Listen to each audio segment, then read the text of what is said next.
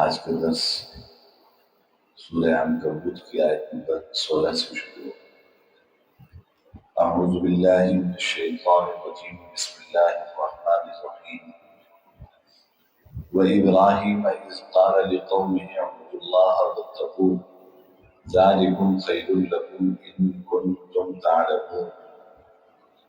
اور ہم نے ابراہیم کو بھیجا جبکہ انہوں نے اپنی قوم سے کہا تھا کہ اللہ کی عبادت کرو اور اس سے ڈرو، اور یہی بات تمہارے لیے بہتر ہے اگر تم سمجھ سے کام کرو۔ انما تعبدون من دون اللہ اوثانا وتخلقون افکا۔ جو کچھ تم کرتے ہو وہ یہ ہے کہ اللہ کو چھوڑ کر تم بتوں کو پوجتے ہو اور جھوٹی باتیں گھڑتے ہو۔ ان الذین تعبدون من دون اللہ لا یملکون لکم رزقا فابتغوا عند اللہ الرزق واعبدوہ واشکروا لہ الیہ ترجعون۔ یقین جانو اللہ کو چھوڑ کر جن جن کی تم عبادت کرتے ہو وہ تمہیں رزق دینے کا کوئی اختیار نہیں رکھتے، اس لیے رزق اللہ کے پاس تلاش کرو اور اس کی عبادت کرو اور اس کا شکر ادا کرو، اور اسی کے پاس تمہیں واپس لوٹایا جائے گا۔ وَإِن تُكَذِّبُوا فَقَدْ كَذَّبَ أُمَمٌ مِّن قَبْلِكُمْ وَمَا عَلَى الرَّسُولِ إِلَّا الْبَلَاغُ الْمُبِينُ۔ اور اگر تم مجھے جھٹلا رہے ہو تو تم سے پہلے بہت سی قومیں جھٹلانے کی روش اختیار کر چکی ہیں، اور رسول پر اس کے سوا کوئی ذمہ داری نہیں ہوتی کہ وہ صاف صاف بات پہنچا دے۔ اولم یروا کیف یبدئ اللہ الخلق ثم یعیدہ ان ذلک علی اللہ یسیر۔ بھلا کیا ان لوگوں نے یہ نہیں دیکھا کہ اللہ کس طرح مخلوق کو شروع میں پیدا کرتا ہے پھر وہی اسے دوبارہ پیدا کرے گا؟ یہ کام تو اللہ کے لیے بہت آسان ہے۔ قل سیروا فی الارض فانظروا کیف بدأ الخلق ثم اللہ ينشئ النشأة الآخرہ ان اللہ علی کل شیء قدیر۔ کہو کہ ذرا زمین میں چل پھر کر دیکھو کہ اللہ نے کس طرح مخلوق کو شروع میں پیدا کیا، پھر اللہ ہی آخرت والی مخلوق کو بھی اٹھا کر کھڑا کرے گا۔ یقیناً اللہ ہر چیز پر قادر ہے۔ یعذب من یشاء ویرحم من یشاء والیہ تقلبون۔ وہ جس کو چاہے گا سزا دے گا، جس پر چاہے گا رحم کرے گا، اور اسی کی طرف تم سب کو پلٹا کر لے جایا جائے گا۔ وما انتم بمعجزین فی الارض ولا فی السماء وما لکم من دون اللہ من ولی ولا نصیر۔ اور تم نہ زمین میں اللہ کو عاجز کر سکتے ہو اور نہ آسمان میں، اور اللہ کے سوا تمہارا نہ کوئی رکھوالا ہے اور نہ کوئی مددگار۔ یہ سورہ عنکبوت کی آیات ہیں 16 سے 22 تک۔ آیت کے یہ سورت جہاں سے شروع ہوئی وہاں یہ مضمون بیان کیا گیا تھا کہ ایمان لانے کے بعد آزمائش سے تو گزرنا پڑے گا۔ احسب الناس ان یترکوا ان یقولوا آمنا وهم لا یفتنون۔ کیا لوگ یہ سمجھتے ہیں کہ بس یہ کہہ دیں کہ ہم ایمان لائے اور ان کو آزمایا نہیں جائے گا؟ یعنی ایمان لانے کے بعد اللہ تعالیٰ کی طرف سے آزمایا تو جاتا ہے۔ آزمائش کی نوعیتیں الگ الگ ہوتی ہیں، کبھی صحت کے حوالے سے آزمائش ہوتی ہے، کبھی اولاد کے حوالے سے آزمائش ہوتی ہے، کبھی رزق کے حوالے سے آزمائش ہوتی ہے۔ تو یہ مختلف طریقوں کی آزمائش انسان پر آتی ہے۔ اور جناب نبی کریم صلی اللہ علیہ وسلم تو اللہ کے سب سے مقرب تھے، اور حدیث میں آتا ہے کہ جو اللہ کے جتنے زیادہ قریب ہوتا ہے اس پہ اتنی زیادہ آزمائش ہے۔ تو حضور اکرم صلی اللہ علیہ وسلم پر دعوت کے سلسلے میں طرح طرح کی آزمائشیں آتی تھی۔ تو آپ کو تسلی دینے کے لیے اب کچھ انبیاء کرام علیہ السلام کا تذکرہ اللہ تعالیٰ فرما رہے ہیں۔ پچھلی نشست میں ہم نے 2 آیتیں پڑھی تھی کہ وَلَقَدْ أَرْسَلْنَا نُوحًا إِلَىٰ قَوْمِهِ فَلَبِثَ فِيهِمْ أَلْفَ سَنَةٍ إِلَّا 50 عَامًا، کہ ہم نے نوح علیہ السلام کو بھی اپنی قوم کی طرف بھیجا، 950 سال تک تبلیغ، اور میں نے پچھلے جمعے جیسے عرض کیا تھا بڑی تفصیل سے کہ 950 سال تبلیغ کی 80 کے قریب لوگ ایمان. تو حضور اکرم صلی اللہ علیہ وسلم کو تسلی دی جا رہی ہے کہ دیکھیں آپ تو ابھی نبوت آپ کو ملی ہے, آپ نے تو ابھی دعوت کا کام شروع کیا ہے, 10 سال ہو گئے, 15 سال ہو گئے. کل دعوت کی مدت حضور اکرم صلی اللہ علیہ وسلم کی 23 سال, 40 سال کی عمر میں نبوت ملی اور 63 سال کی عمر میں دنیا سے رخصت. تو حضور کو تسلی اللہ تعالیٰ دے رہے ہیں کہ دیکھیں آپ پر تو ایمان لانے والے بھی کتنے, اور آپ کی دعوت کی مدت ہی ابھی اتنی کوئی زیادہ نہیں ہوئی.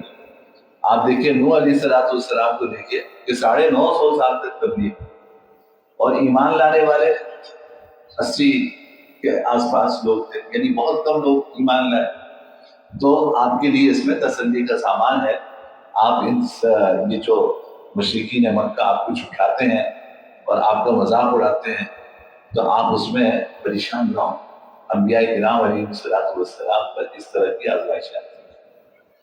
اس کے بعد اب آج جو آیات ہم نے پڑھی ہیں اس میں حضرت ابراہیم علیہ السلام کا تذکرہ ہے کہ وہ تو ابو الانبیاء ہیں, اور جناب نبی کریم صلی اللہ علیہ وسلم کے بعد انبیاء میں سب سے افضل حضرت ابراہیم علیہ السلام.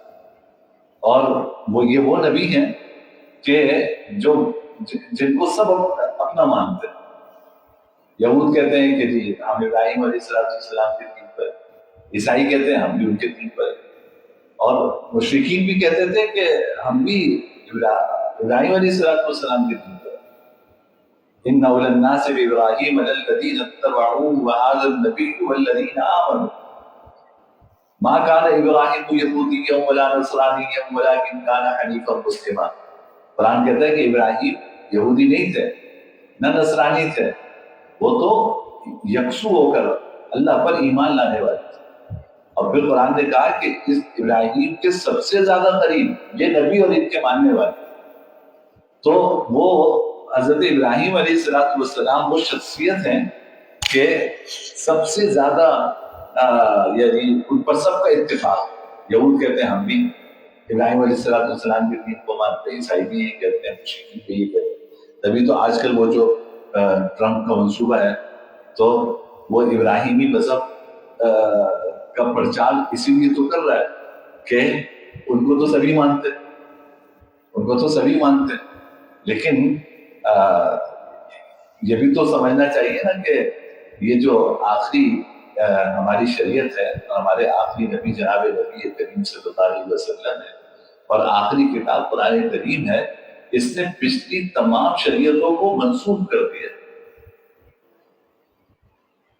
پچھلی ساری شریعتیں منسوخ ہے. منسوخ کا مطلب یہ کہ اب وہ انویلڈ نہیں ہے, وہ قابل عمل نہیں ہے. تو جب قابل عمل نہیں ہے تو ہم مسلمان ہوتے ہوئے بقیہ ادیان کے اوپر کیسے عمل کر سکتے؟ ہمارے لیے تو ممکن نہیں ہے. تو یہ ایک سیاسی نعرہ تو ہو سکتا ہے لیکن عملی لحاظ سے یہ ایک مسلمان کے لیے ممکن نہیں ہے کہ وہ پچھلی شریعتوں کی کسی بات کے اوپر ایمان رکھے, اس وجہ سے ایمان رکھے کہ جی ہم سب متفق ہو جائیں.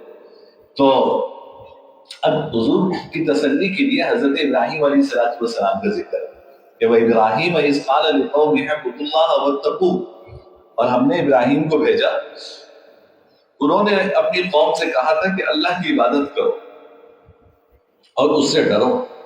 ذالکم خیر لکم ان کنتم تعلمون, یہ تمہارے لیے بہتر ہے اگر تم سمجھ سے کام.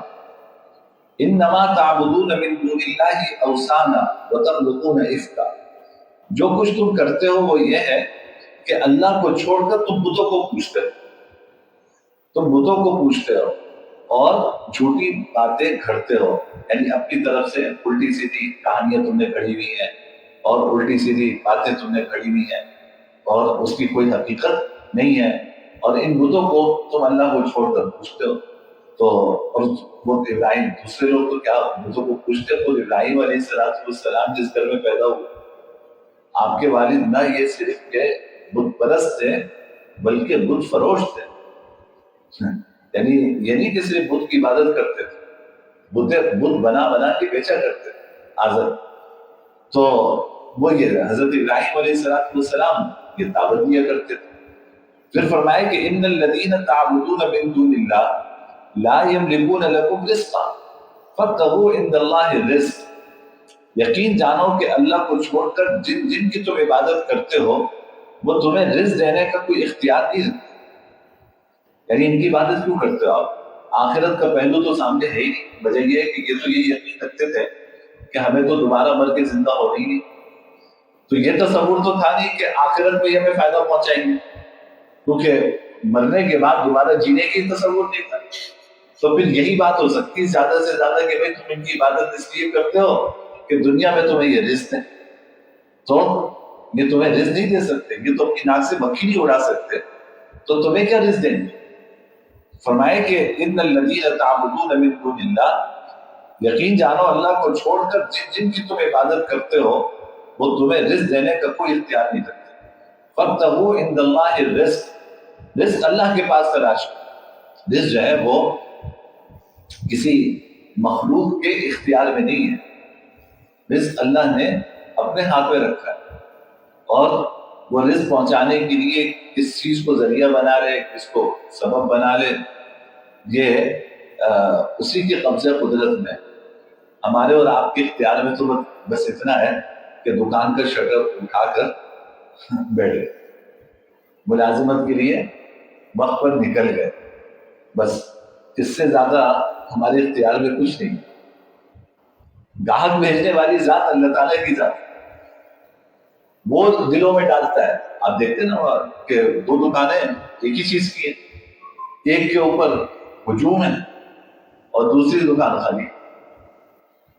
تو اب جس کے پاس ہجوم ہے اور دوسری خالی ہے تو اس نے یہ نہیں کہ کوئی بہت زیادہ مارکیٹنگ کی ہوئی ہے یا کوئی مختلف چیز وہاں بک رہی ہے.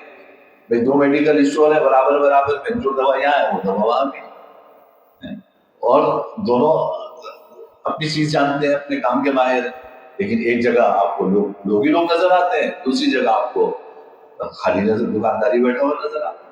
یہ اللہ کی دین ہے اور اللہ نے یہ اپنے ہاتھ میں رکھا ہے.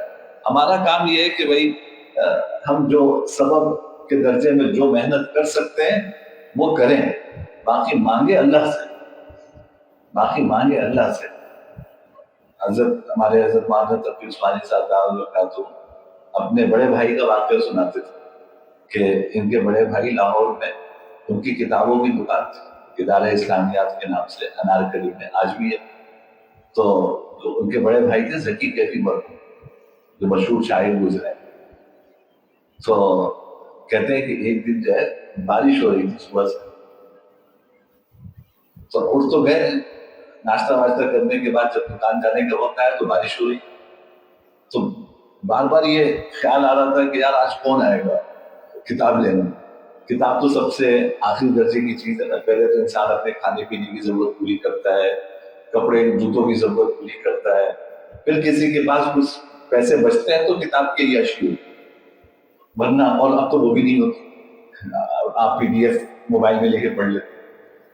تو یہ خیال آیا کہ بھائی میں جا کے کیا کروں گا بیٹھ، تو چلو چائے پکوڑے گھر میں، موسم اچھا ہے، یہی بیٹھے رہے.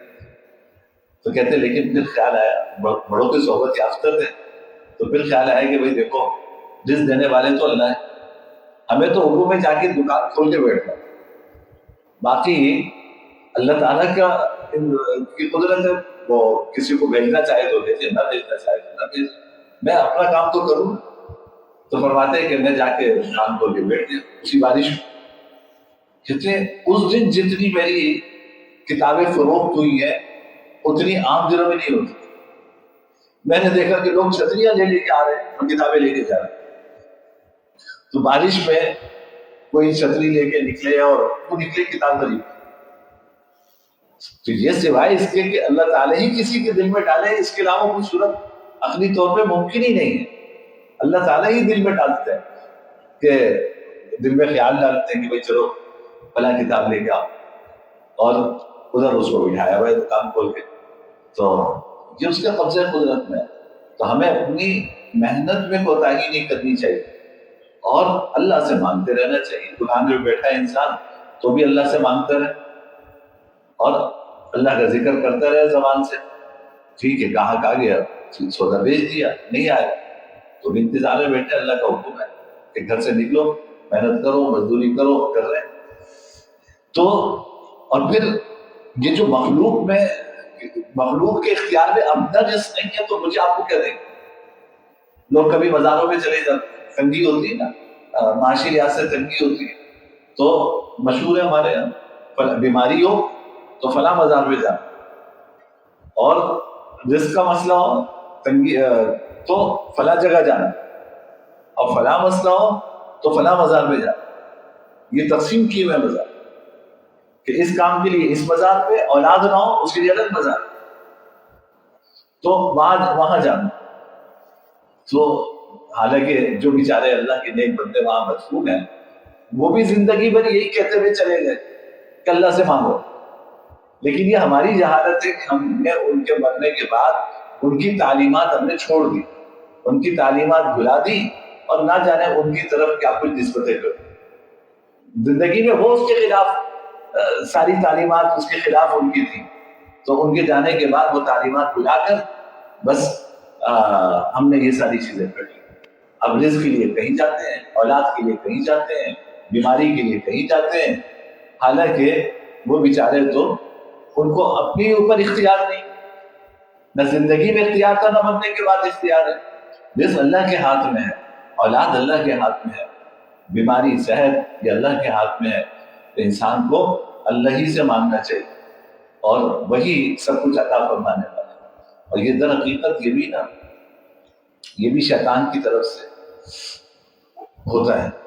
کوئی آدمی گیا وہاں پہ اور اللہ کے حکم سے اس کو شفا ہو گئی, شیطان نے یہ دلوں میں ڈال دیا کہ بھائی وہاں گئے تھے اس مزار پہ تو یہ ہو گیا, بس وہی ایک سے بات دوسرے کو, دوسرے سے تیسرے کو, اور یہ باتیں مشہور, اور جا کے منتیں مانتے ہیں, دھاگے بنواتے ہیں, نہ جانے کیا کچھ کرتے ہیں. تو فرمائے کہ ان الذین تعبدون من دون اللہ, تم اللہ کو چھوڑ کر جن کی عبادت کرتے ہو, لا یملکون لکم رزقا, یہ تمہارے لیے رزق کے مالک نہیں ہے. فابتغوا عند اللہ رزق, رزق اللہ کے پاس تلاش کرو, واعبدوہ, اور اس کی عبادت کرو, واشکروا لہ, اور اس کا شکر کرو, الیہ ترجعون, اسی کے پاس تمہیں واپس لوٹایا جائے گا.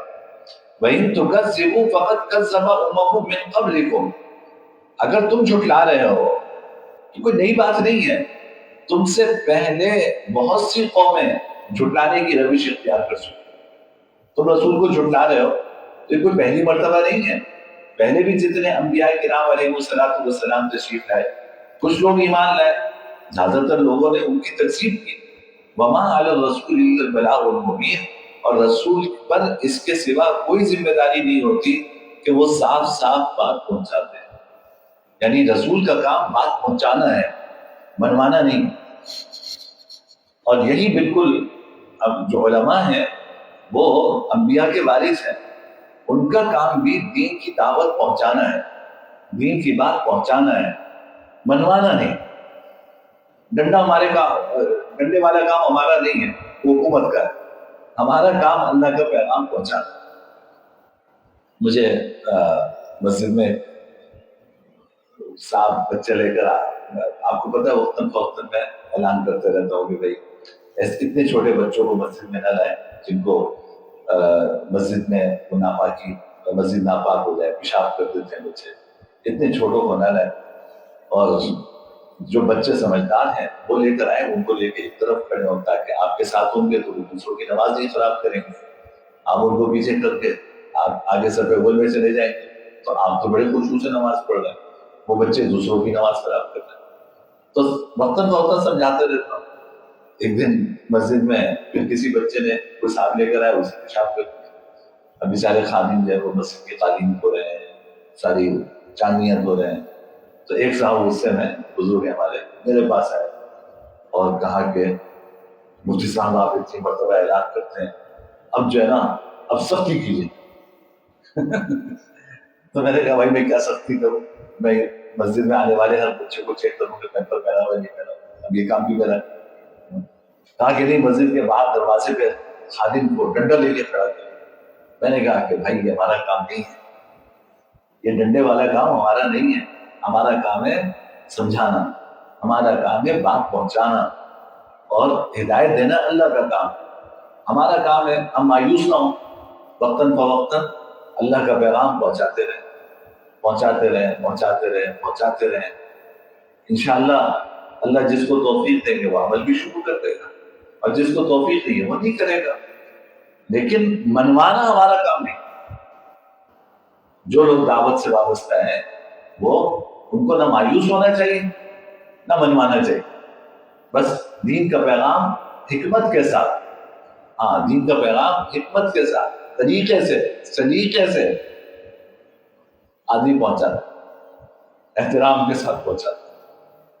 باقی کوئی اس پہ عمل کرتا ہے اچھی بات ہے، نہیں کرتا تو آپ کوئی لست علیہم بمسیطر، آپ لوگوں کے اوپر مسلط نہیں کیے گئے، آپ لوگوں پر مسلط نہیں کیے گئے، آپ لوگوں کے لیے داروغہ نہیں ہے کہ اللہ تعالیٰ قیامت کے دن یہ پوچھے گے کہ تم نے ڈنڈے مار مار کے یہ کام کیوں نہیں کروایا، وہ اس کی پوچھ مجھ سے آپ سے نہیں ہو۔ تو یہاں پہ بھی یہی فرمایا کہ وما علی الرسول الا البلاغ المبین، تم چھٹلاتے ہو چھٹلاؤ، ہمارے رسول پر کی ذمہ داری یہ ہے کہ وہ صاف صاف بات پہنچائے۔ اس کے بعد اللہ تعالیٰ نے اپنی قدرت پہ غور کرنے کے لیے فرمایا کہ دیکھو تم لوگ، تمہیں بڑی حیرت ہوتی ہے کہ جب مر جاؤ گے تو دوبارہ کیسے اٹھایا جائے گا، تمہاری ہڈیاں ریزہ ریزہ ہو جائیں گی، ساری تمہارے جسم کے اعضاء بکھر جائیں گے، ہوا میں اڑ جائیں گے، تو ہم دوبارہ کیسے اٹھایا جائے گا؟ تو اللہ تعالیٰ فرما رہے ہیں کہ اولم یروا کیف یبدئ اللہ الخلق ثم یعیدہ، بھلا کیا ان لوگوں نے یہ نہیں دیکھا کہ اللہ کس طرح مخلوق کو شروع میں پیدا کرتے ہیں، ثم یعیدہ، پھر وہی اسے دوبارہ پیدا کرے گا۔ اللہ تعالیٰ مخلوق کو کس طرح شروع میں پیدا کرتے ہیں، یہ اللہ کی اللہ تعالیٰ پر ایمان لانے کے لیے صرف اسی قدرت میں غور کرنا کافی کہ انسان کیا، جانور کیا، چرند پرند کیا، اللہ نے کیسے پیدا کیا، اور کس طرح اللہ نے اس کے جسم کو جن چیزوں کی ضرورت تھی اللہ نے اس کے جسم میں اس کی ضرورت کے مطابق وہ چیزیں رکھی۔ اور میں کہیں پڑھ رہا تھا کہ ہمارے جسم کو خون کی بھی ضرورت ہے، پانی کی بھی ضرورت ہے، جن جن چیزوں کو ہمارے جسم کو جن جن چیزوں کی ضرورت ہے اللہ نے نہ صرف یہ کہ جسم میں اس کا انتظام فرمایا بلکہ اس کو معتدل رکھنے کے لیے اس کے بھی انتظامات فرمائے۔ پانی، ہمارے جسم کو کتنا پانی چاہیے، کوئی تھرمامیٹر لگا، آپ کو پتا ہے پانی کم ہو وہ بھی نقصان دہ، پانی زیادہ ہو جائے وہ بھی نقصان دہ۔ اب کیسے پتہ چلے کہ پانی کم ہے یا زیادہ؟ تو اللہ تعالیٰ نے پیاس ایک تھرمامیٹر ہمیں دے دی کہ پیاس سے آپ کو پتہ چلتا ہے کہ بھائی جسم کو پانی کی ضرورت ہے، آپ وہ پانی جو ہے وہ پی لیتے ہیں، پیاس نہیں لگتی۔ اب یہ پیاس لگنا، یہ کیفیت، یہ کون پیدا کر سکتا ہے؟ اللہ تعالیٰ نے یہ کیفیت پیدا فرمائی کہ بھائی جب تمہیں پیاس لگے تو سمجھ لو کہ تمہیں پانی کی ضرورت ہے، جب بھوک لگے تو سمجھ لو کھانے کی ضرورت ہے۔ اسی لیے فرمایا کہ جب تک بھوک نہ لگے کھانا نہیں چاہیے، وہ نقصان دہ ہوتا ہے انسان کے جسم کے لیے۔ ہاں جس وقت بھوک لگے اس وقت کھاؤ۔ تو یہ کیفیت اللہ تعالیٰ نے ہمارے جسم کے اندر جو اللہ تعالیٰ نے پیدا کیا، تو ہمیں بھی پیدا کیا، اور ہماری ساری ضرورت جو ہمارے جسم کی ضرورت ہے اللہ نے اس کا بھی انتظام فرمایا۔ دنیا میں رہنے کے لیے ہمیں جن چیزوں کی ضرورت ہے اللہ نے اس کا بھی انتظام فرمایا۔ تو جو ذات صفر سے آپ کو اتنا خوبصورت انسان بنا کر کھڑا کر سکتی ہے تو اس کے لیے اس انسان کو دوبارہ بنانا کیا مشکل ہے؟ تو فرمایا کہ اولم یروا، کیا انہوں نے نہیں دیکھا کہ کیف یبدئ اللہ الخلق، کہ اللہ کس طرح مخلوق کو شروع میں پیدا کرتا ہے، ثم یعیدہ، پھر وہی اسے دوبارہ پیدا کرے۔ ان ذلک علی اللہ یسیر، یہ کام تو اللہ کے لیے بہت آسان ہے، مشکل تو پہلی مرتبہ پیدا کرنا۔ ایک مرتبہ یعنی سب سے آپ جو چیز ایجاد کرتے ہیں تو بھائی سب سے پہلی مرتبہ جو اس چیز کو بنا رہا ہے اس کو وجود میں لانا وہ سب سے مشکل کام۔ ایک مرتبہ پہلی مرتبہ ایک چیز بن گئی اس کی کاپی کرنا تو کوئی مشکل کام نہیں. تو اللہ تعالیٰ کے لیے دوبارہ پیدا کرنا تو بہت آسان ہے. فرمایا کہ قل سیروا فی الارض، کہو کہ ذرا زمین میں چل پھر کے دیکھو. فانظروا کیف بدأ الخلق، کہ اللہ نے کس طرح مخلوق کو شروع میں پیدا کیا. ثم اللہ ينشئ النشأة الآخرہ، پھر اللہ تعالیٰ آخرت والی مخلوق کو بھی اٹھا کھڑا کرے گا. یعنی کائنات میں چل پھر کے دیکھو کہ اللہ کی کیا قدرت ہے، اللہ نے یہ چیزیں کیسے پیدا کی ہیں. تو جو ذات پہلی مرتبہ یہ ساری چیزیں پیدا کر رہی ہے وہ فنا ہونے کے بعد دوبارہ پیدا کرنے پر بطریق اولا قادر ہے، بہت آسانی کے ساتھ وہ اس کے اوپر قادر ہے. اور قرآن نے جگہ جگہ یہ آپ پڑھیں قرآن میں جگہ جگہ فرمایا سیروا فی الارض، زمین میں چل پھر کے دیکھو. معلوم ہوا کہ آدمی کو زمین پہ اللہ کی زمین پہ گھومنا چاہیے اور اس نیت سے گھومنا چاہیے کہ اللہ کی قدرت دیکھو.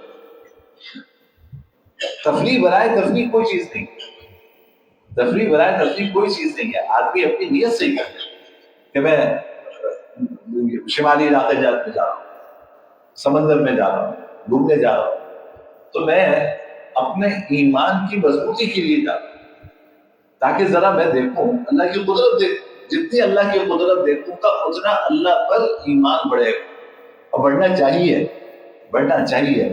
صرف گھومنا پھرنا اپنی ذات میں کوئی مقصود نہیں. آپ دیکھیں دیو قامت درخت کہ انسان دیکھے تو ٹوپی گر جائے، اتنے دیو قامت درخت کون ہے جو اس کو تھاما. اور پہاڑ پہ، یعنی یہ بھی اللہ کی قدرت. آپ دیکھیے ایک زمین پہ ہموار زمین کے اوپر درخت ہے، اور ایک بلند و بالا پہاڑ جو ڈھلوان کی شکل میں ہے، اللہ نے ان پہ اتنے بلند قامت درخت اگائے. اور ہمارے حضرت بڑی عجیب بات فرماتے ہیں، کہتے پوری دنیا گھومو. آدمی تفریح کے لیے جاتا ہے نا، آپ سرسبز علاقوں میں جاتے ہیں، آپ پوری دنیا گھومیں، آپ کو 3 چیزیں نظر آئیں گی گھومنے کی جگہوں پر. ایک پہاڑ کا سبزہ اور ایک بہتا ہوا دریا. یہ تین چیزیں ہیں. لیکن اللہ نے ان 3 چیزوں سے کیا شاہکار پیدا کیے ہیں کہ آدمی یہی منظر یہاں بھی دیکھتا ہے، یہی منظر وہاں بھی دیکھتا ہے، یہی منظر وہاں بھی دیکھتا ہے. ہر جگہ ایک نیا لطف ہے. آپ سوات چلے گئے، وہاں پہ بھی دریا ہے، پہاڑ ہے، درخت ہے. ناران چلے گئے، دریا ہے، پہاڑ ہے، درخت ہے. کمراٹ چلے گئے، دریا ہے، پہاڑ ہے، درخت ہے. گلگت کی وادیوں میں چلے گئے، یہی چیز. لیکن ہر جگہ انسان جب دیکھتا ہے تو ایک نئی خوشی محسوس ہوتی ہے، ایک نئی فرحت محسوس ہوتی ہے، نیا سرور محسوس ہوتا ہے، اور دل خوش ہوتا ہے کہ یار کیا اللہ کی قدرت ہے، کیا منظر ہے تو وہی 3 چیز. یہ اللہ رب العزت کی قدرت ہے کہ اللہ نے انہی 3 چیزوں کے ذریعے بناوٹ کر کے خوبصورتی پیدا کرنا. اور آدمی جا کے دیکھے تو اس کا نتیجہ یہ ہونا چاہیے کہ یہ سوچے کہ یا اللہ تیری قدرت ہے، تو نے یہ بنایا ایسا. تبارک اللہ احسن الخالقین، یہ منہ سے نکلنا چاہیے انسان کے کہ یا اللہ تو بڑا بہترین خالق، بڑا بہترین کاریگر ہے کہ تو نے کیا خوبصورت دنیا بنائی. تو یہ غور و فکر کرنا یہ اپنی ذات میں عبادت ہے. یعنی جس طرح نماز پڑھنا عبادت ہے نا، روزہ رکھنا عبادت ہے، اس طرح اللہ کی قدرت کو دیکھنا اور اس میں غور کرنا اور اس سے اللہ تک پہنچنا یہ خود اپنی جگہ عبادت ہے. قرآن کریم میں فرمائے ان فی خلق السماوات والارض واختلاف اللیل والنہار لآیات لأولی الالباب. زمین و آسمان کی پیدائش ہے، دن رات کا آنا جانا ہے. تو دیکھو نا یہ کس کی قدرت ہے کہ کبھی دن ہے، کبھی رات ہے، کبھی سورج ہے، کبھی چاند ہے، کبھی اندھیرا ہے، کبھی روشنی ہے. تو یہ کون سی ذات ہے جو یہ سارے کام کر رہی؟ تو ان پہ غور کیا کرو. عقل والوں کے لیے اس میں نشانیاں ہیں. تو اس لیے قرآن جگہ جگہ کہتا ہے سیروا فی الارض، سیروا فی الارض، چلو پھرو زمین میں، چلو پھرو زمین میں، ہماری قدرت دیکھو۔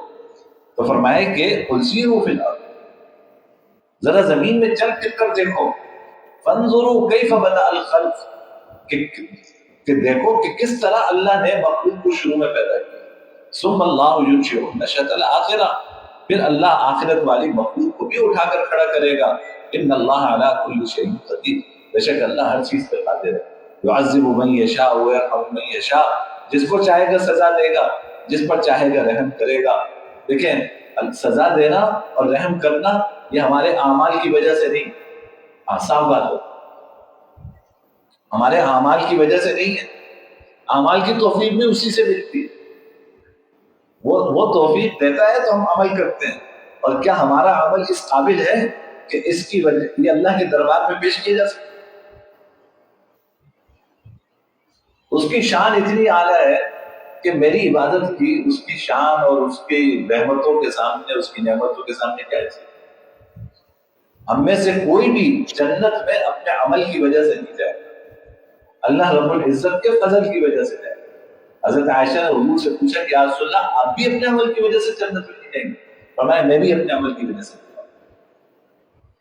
اللہ کی رحمت ہوگی الا ان یتغمدنی اللہ برحمتہ، بس اللہ یہ کہ اللہ مجھے اپنی رحمت میں ڈھانپ لے تو جنت میں چلے جائیں گے، اور اگر اللہ تعالیٰ کی رحمت نہیں ہوئی تو نہیں جائیں گے۔